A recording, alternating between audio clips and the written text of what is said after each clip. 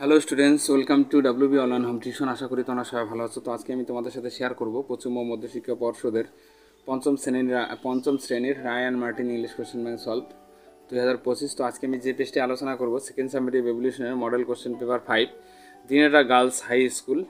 তো page number হলো 158। তো পুরো কোশ্চেনটি আমরা অ্যান্সার সহ আলোচনা করব। তো যারা চ্যানেলটিতে নতুন আছে অবশ্যই চ্যানেলটিকে সাবস্ক্রাইব করবে এবং বন্ধুদের মধ্যে শেয়ার করবে। আর যাদের আগের বা পরের ভিডিওগুলি দরকার দেখার, তো অবশ্যই ভিডিওটির ডেসক্রিপশন বক্সে প্লেলিস্টের লিঙ্ক দেওয়া আছে, তো তোমরা সেখানে গিয়ে আগের বা পরের ভিডিওগুলি দেখে আসতে পারো। তো তাহলে আমরা শুরু করব। এখানে একটি সিন দেওয়া আছে, তো সিনটির কোশ্চেন আনসারগুলি আলোচনা করব। তো প্রথমেই এ দাগের ঠিক দ্য কারেক্ট অল্টারনেটিভ। তো সঠিক উত্তরটি এখানে নির্বাচন করব। তো Bandel church is one of the oldest church in West Bengal. তো Bandel church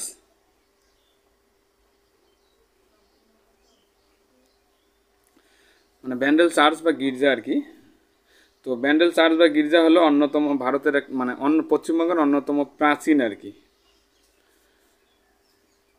number 2, Sunita was dash to know about Bandel church. তো এখানে সুনিতা ওয়াজ এখানে কুরিয়াস হবে। তাহলে সুনিতা কৌতূহলী ব্যান্ডেল গির্জা সম্পর্কে জানতে চেয়েছিলেন। এরপরে দেখো বি দাগের কমপ্লিট দ্য ফলোইং সেন্টেন্স। এখানে প্যাসেজটি থেকে খুঁজে খুঁজে এখানে লিখতে হবে। তো Mita uncle said that Bandel church can be seen as a memorial of the Portuguese settlement in Bengal. তো মিতার কাকা বলেছিল যে ব্যান্ডেল গির্জাকে বাংলায় পর্তুগিজ বসতির স্মারক হিসাবে দেখা যেতে পারে। Visit to a place help to gather valuable information about the history and culture of a place. তো কোনো স্থান পরিদর্শন কোনো স্থানের ইতিহাস এবং সংস্কৃতি সম্পর্কে মূল্যবান তথ্য সংগ্রহ করতে সাহায্য করে। এরপরে দেখো সি দাগের এখানে find out words from the text. তো টেক্সটটি থেকে আমরা এখানে সমর্থ ওয়ার্ডগুলি খুঁজে খুঁজে লিখব। সিলেক্টেড আছে এখানে নির্বাচিত, তো এখানে চুজেন আছে। পাজলড মানে বিস্মিত, তাহলে এখানে কনফিউজড হবে, বিভ্রান্ত। এরপরে দেখো এখানে একটি প্যাসেজ দেওয়া আছে, তো আমরা এই প্যাসেজটিরও কোশ্চেন আনসারগুলি এখন আলোচনা করব।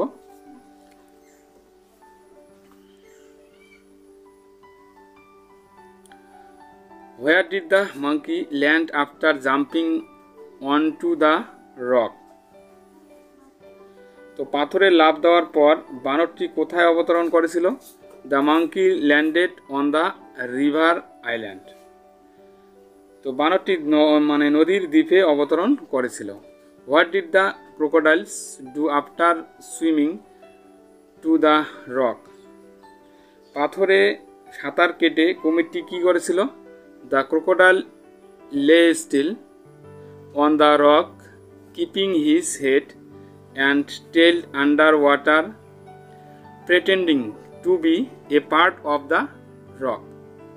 তো কুমিরটি পাথরের অংশ হওয়ার ভান করে পাথরের উপর স্থির হয়ে শুয়েছিল, তার মাথা এবং লেজ জলের নিচেই রেখেছিল। এরপরে রিডিং কম্প্রিহেনশন, এখানে একটি আনসিন দেওয়া আছে, তো আনসিনটি আমরা একটু বাংলা মনে করবো, তারপরে কোশ্চেন আনসারগুলি। ওয়ান মর্নিং একদিন সকালে a hungry wolf went out in search of food. একটি ক্ষুধার্ত নেকড়ে খাবারের খোঁজে বেরিয়ে পড়ে। He could not get any food, সে কোনো খাবার পেল না। So he went to a nearby village and stood at the back of a small house. তাই সে কাছের একটি গ্রামে গিয়ে একটি ছোট্ট বাড়ির পিছনে দাঁড়ালো। The house had only one room. তো বাড়িটিতে কেবল একটি ঘর ছিল। A little girl was laying on the bed in the room and an old woman was sitting beside her. তো ঘরের বিছানায় একটি ছোট্ট মেয়ে শুয়েছিল এবং তার পাশে একজন বৃদ্ধ মহিলা বসেছিল। The old eyes made the old woman's and she swiftly grabbed a nearby walking stick. তো নেকড়েটির চোখ বুড়ির দিকে পড়ল এবং সে দ্রুত কাছের একটি হাঁটার লাঠি ধরল। উইথ এ ফায়ার্স ক্রাই, প্রচণ্ড চিৎকার করে she charged at the wolf sending him fleeing for cover। মানে প্রচণ্ড চিৎকার করে সে কী করলো, নেকড়েটিকে আক্রমণ করলো এবং তাকে আশ্রয়ের জন্য পালিয়ে যেতে বাধ্য করলো। তো এরপরে আমরা কোশ্চেন আনসারগুলো এখন আলোচনা করব।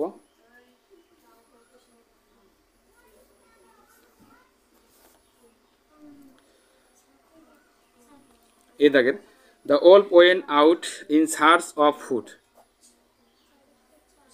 তো নেকড়ে বেরিয়ে পড়লো খাবারের সন্ধানে। Dash was sitting beside the girl. তো এখানে অ্যান হবে, an old woman was sitting beside the girl. Right the answer হবে সি। তো বিছানায় সিটিং বিসাইড, ও বসেছিল, তাহলে একজন বৃদ্ধ মহিলা আর কি, অ্যান ওল্ড ওম্যান আর কি, একজন বৃদ্ধ মহিলা মেয়েটির পাশে বসেছিল।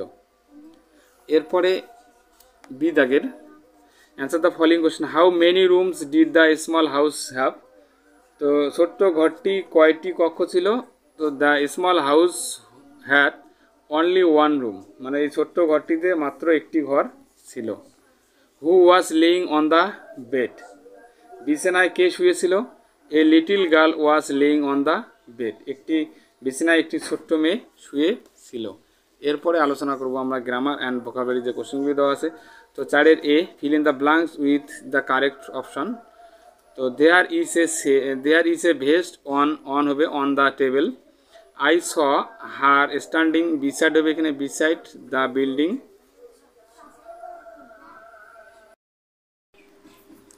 এরপরে আলোচনা করব বি দাগের underline the adverb in the following sentence. তো এখানে কোনগুলি অ্যাডভার্ব আছে সেগুলি আমরা আন্ডারলাইন করব। এরপরে নাম্বার 1 দেখো, হি হ্যান্ডলেড দ্য সিচুয়েশন কামলি। তো এটা হবে অ্যাডভার্ব। আর this is exactly what I want to do. তো এখানে এক্স্যাক্টলিটা হবে অ্যাডভার্ব। এরপরে আলোচনা করব আমরা সি দাগের fill in the blanks with proper adjective given in the list. তো এই লিস্ট অনুযায়ী এখানে শূন্যস্থানগুলো পূরণ করব। He is a strong man, the boy is eating a red mango. তারপরে দেখো ডি দাগের fill in the blanks with appropriate preposition given in the list. তো লিস্ট অনুযায়ী আমরা প্রিপোজিশনগুলো বসাবো। তো দিস ইজ হার ব্যাগ, তো এখানে ইট হবে। This is her bag, it is red in colour. Lata, Asha and Meena are 3 sister. They হবে, they go to school together. এরপরে আলোচনা করবো ই দাগের এখানে রাইট ইন ইংলিশ। তো ইংলিশ লিখতে হবে, কাঠবিড়ালি ইংলিশ স্কোয়ারেল, চিতার ইংলিশ লেপার্ড, আর হলো গন্ডার হলো রহিনোসেরাস।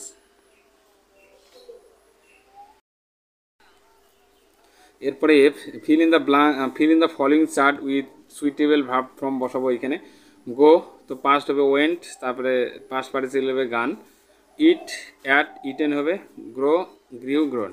এরপরে পাশের দাগের এখানে আনচিন থেকে সমর্থ ওয়ার্ডগুলি খুঁজে খুঁজে লিখবো। তো কুইকলি আছে, কুইকলি মানে দ্রুত, তাহলে এখানে সুইফটলি হবে। তারপরে অ্যাগ্রেসিভ মানে আক্রমণাত্মক, তাহলে এখানে ফায়ার্সি হবে, তীব্র। এরপরে দেখো রাইটিং স্কিল এখানে একটা দেওয়া আছে।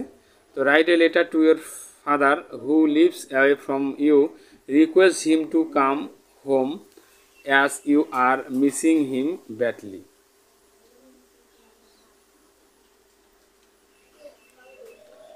তো তোমার বাবার কাছে একটি চিঠি লিখতে হবে বাড়িতে আসার অনুরোধ জানিয়ে। ওকে, তো এখানে আমরা লিখব to my dear father. Subject লিখব রিকোয়েস্ট টু কাম হোম, তারপরে ডিয়ার ফাদার লিখব। I hope you are well, আশা করি তুমি ভালো আছো। I am missing you very much, তোমাকে খুব মিস করছি। The house feel empty without you, তোমাকে ছাড়া ঘর খালি লাগছে। I really want to spend some times with you, তো আমি সত্যি তোমার সাথে কিছু সময় কাটাতে চাই। Please try to come soon. দয়া করে শীঘ্রই বাড়ি ফিরে আসার চেষ্টা করো। I promise I will study well and make you proud. তো আমি প্রতিশ্রুতি দিচ্ছি যে আমি ভালোভাবে পড়াশোনা করব এবং তোমাকে গর্বিত করব, proud. Take care of your health, তোমার স্বাস্থ্যের যত্ন নিও।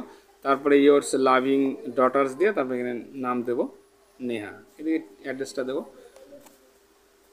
তো বন্ধুরা, ভিডিওটি কেমন লাগলো অবশ্যই কমেন্ট করে কমেন্ট বক্সে জানাবে এবং নতুন হয়ে থাকলে অবশ্যই চ্যানেলটিকে সাবস্ক্রাইব করবে। তো তাহলে আজকে এই পর্যন্ত, সবাই ভালো থাকবে, হ্যাপি ডে।